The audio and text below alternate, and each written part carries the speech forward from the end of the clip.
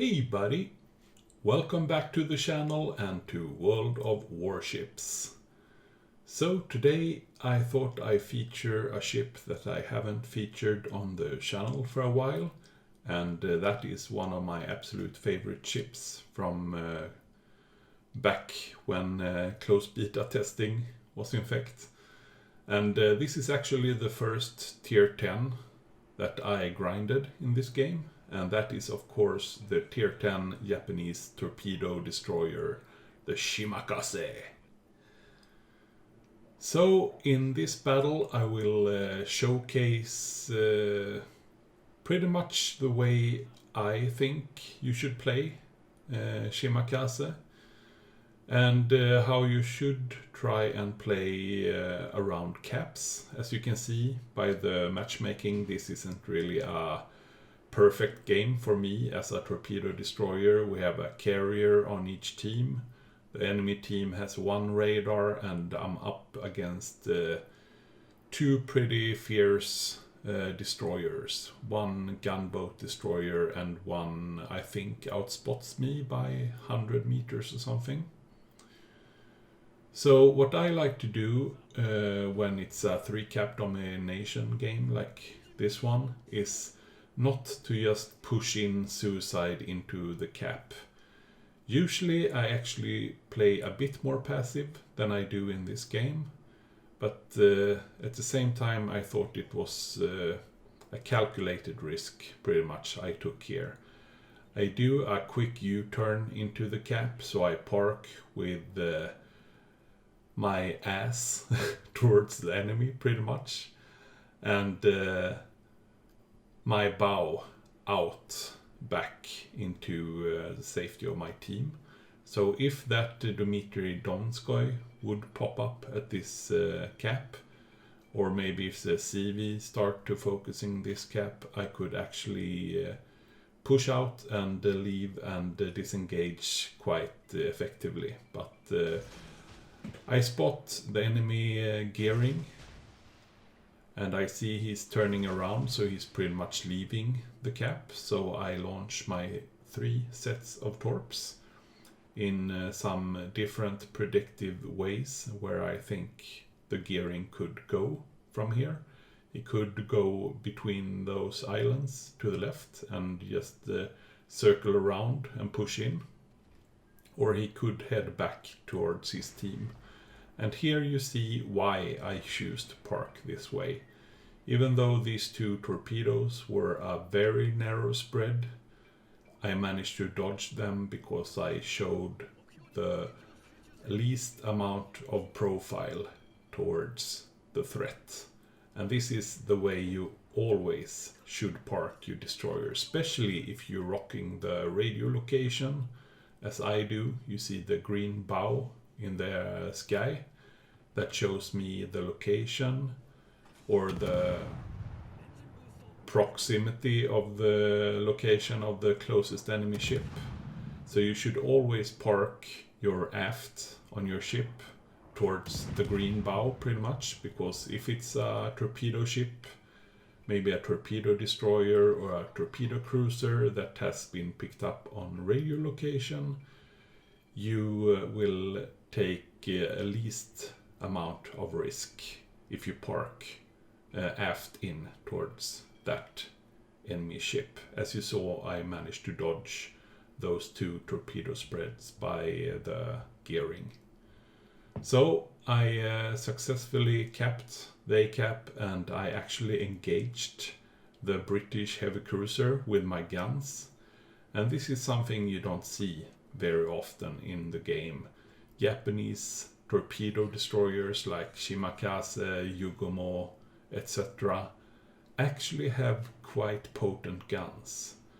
Now, I'm not saying you're gonna go out and pick gunfights or knife fights with other gunboat destroyers. That would be pretty bad. But in these type of scenarios, you see me use my guns in this game is actually quite good, because you help the team stack up damage on damaged destroyers, or you manage to set some perma-fires on ships where you just have landed some torps. and he has used his damage con, then there is a perfect situation to use your guns. Because these guns actually have quite high alpha damage per salvo, and they have a pretty good, decent fire chance as well. So if you see one of my videos in my Shimakaze or my Yugumo, or even Asashio, you will often see me use guns as a follow-up tool when I have landed a strike with my torpedoes. Now I see the enemy gearing has actually smoked up. I mean, he knows I'm here. He has spotted me before. And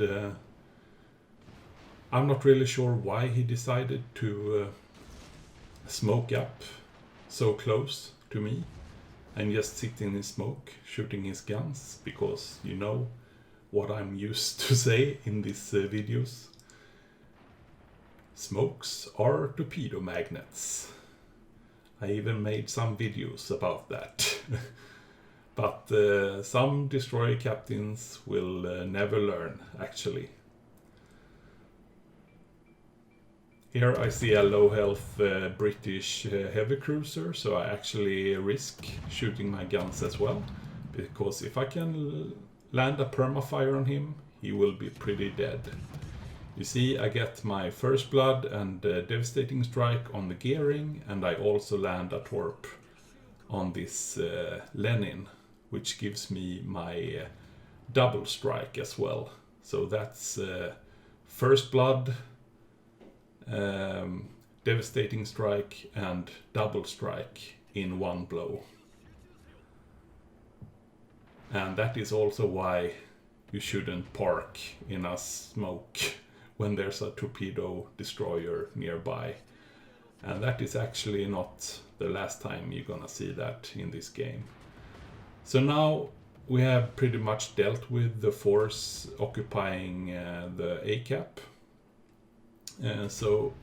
C cap. So now I will start to push up towards the B cap, where the enemy has some decent positioning behind the islands. I see a John Bart sitting pretty close to the island, which usually is a pretty decent place to sit in a John Bart, because you can isolate all the fire coming from one direction. So, but pushing in, I have some pretty good angles on the John Bart. This is also multiple purpose torpedoes. They could actually strike both the Donskoy and the Venezia in the background. So these are quite effective. I also saw the enemy Yugumo parked in smoke in the B cap shooting his guns, so I fire one spread towards him as well. Here I'm trying to communicate to the Wooster that I can smoke him up if he stops his ship, because he's quite overextended and is pretty much suiciding in. But unfortunately he doesn't. I think he's pretty focused or tunnel visioning, so he's just going Leroy Jenkins. So it's a wasted smoke, but it was worth trying to save his life at least. But he will go down to the John Bart. I get pushed away by the friendly battleship, and here I actually almost fuck up, because I turned the wrong way, so I would definitely have eaten that torpedo if they didn't run out. But here you can see me also trying to set some permafires on the John Bart, since I landed some torps on him previous. And I actually do. And as I said before, this is a perfect example of why you should use your guns in a Japanese destroyer. Of course not when you're facing half the enemy team, because that will strike you quite hard in your health pool. But in the perfect kind of scenarios where you're like 1 against 2 or something, and maybe they don't even focus you that much, like this scenario where this friendly Kremlin was pretty much tanking, pushing into the John Bart, I could definitely risk shooting some salvos on that John Bart, setting him on fire. So he eventually burned down and died. I see the Yugumo Torps, he's still sitting in the smoke screen, and of course I will take this chance to strike him as well and revenge my teammates. But here is actually a place that I also misplay. I shouldn't enter the cap, because if he would be more aware right now, he would definitely notice that the cap is contested, and he should 100% leave his smoke and get away. But for some reason he's also very tunnel visioning, so he doesn't realize the close threat, and he sits still in his smoke, and well, you guys can say it with me, smokes are torpedo magnets. And I kill the enemy Yugumo as well. So in these type of situations I would definitely recommend you to not enter the cap, not notifying the enemy destroyer that other destroyer is close by. So instead, stay outside the circle, launch your torps, wait for him to die in his smoke, and then you can push the cap. And that is also a trick that I usually do in the start of the game when I'm pushing towards a cap at the start. I don't enter the cap circle, but I use my radio location skill, which I have on most of my destroyer captains. And I line up my torps according to the radio location marker. That way you don't really announce to the pushing enemy destroyer that there is actually a destroyer close by.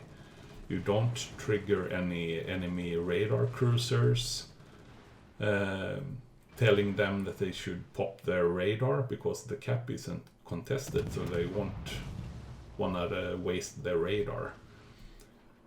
So you just sit outside, scout, spot enemy ships, scout for torps, and try to take out the enemy destroyer. And if you're successful and he dies, then you can try and just go a little bit into the cap. But often I also try to go out directly afterwards, because that is a way to trigger any potential radar cruisers sitting and waiting for you to start the cap. So if you do that successful, you can pretty much fool the radar cruisers to use their radar, but when you pop up on their screen, you're already halfway to safety. And then after that, it could be more safe to actually push in and take the cap. So it's a bit of a struggle, but that's the life of a destroyer captain, pretty much.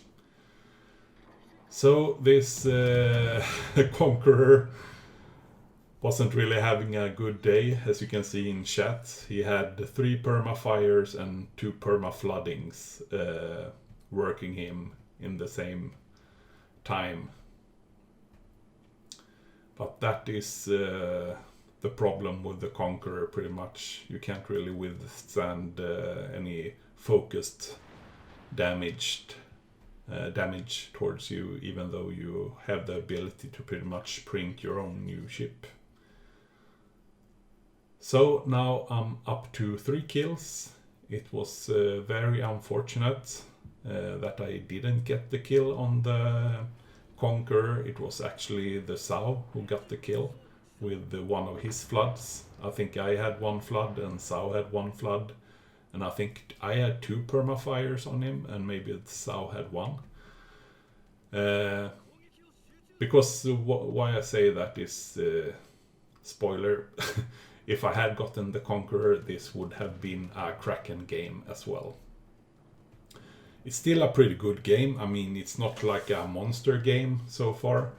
If you want to check out some of my other monster games in the Shimakaze, I will link a game up in the top right corner right now, where I managed to get 150k damage, 4 kills, Liquidator, Devastating Strike, Witherer, and First Blood within the first 5 minutes of a game.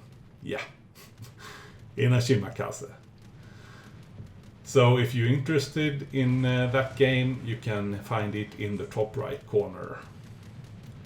And of course, this is one of the selling points why I really love this ship still, even though it has been power crept enormously during the last couple of years.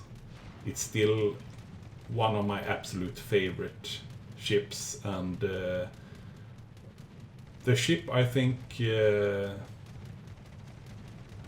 pretty much do the way I want to play this game. It's like a game of chess, pretty much. So here I push the last cap. I already taken 2 caps. And here is actually another place where I misplay a bit, because I was actually thinking that the carrier was a bit further away. I didn't realize he was right behind this closest island. I thought it was behind the second one. So I thought I just park here and try smoke up and take the cap instead of pushing him. But when I see him get spotted, I realize that I am really close and I could probably survive this push. If you play Destroyer in this game, you know that trying to push and kill a CV in a Destroyer is not really an easy task, even though they are this close to you. Usually they will outdamage you in every type of way. So I was actually quite enjoying this type of payback. Now I thought I lined up the Torps pretty well here, since he was reversing and turning, but I actually misjudged his speed and turning rate, I think, because there are quite some Torps in the first spread that didn't connect, but of course I got him with the last one. So all in all, a pretty nice game, and I think it was a good showcase of how to play Japanese torpedo boats in general, or Shimakaze. So Confederate, Dev Strike, Double Strike, First Blood, 141k damage, 4 kills, 9 torpedo hits, and 11 planes. Not that it really matters. Made number 1 in the team, which is always nice. I definitely have to compliment the Sao and the Atago for playing a really good game as well. So I want to thank you guys so much for checking out this video. Please leave a like and a comment below, and make sure to subscribe to the channel for more amazing gameplays in the future. Until next time guys, have a good one. Bye bye.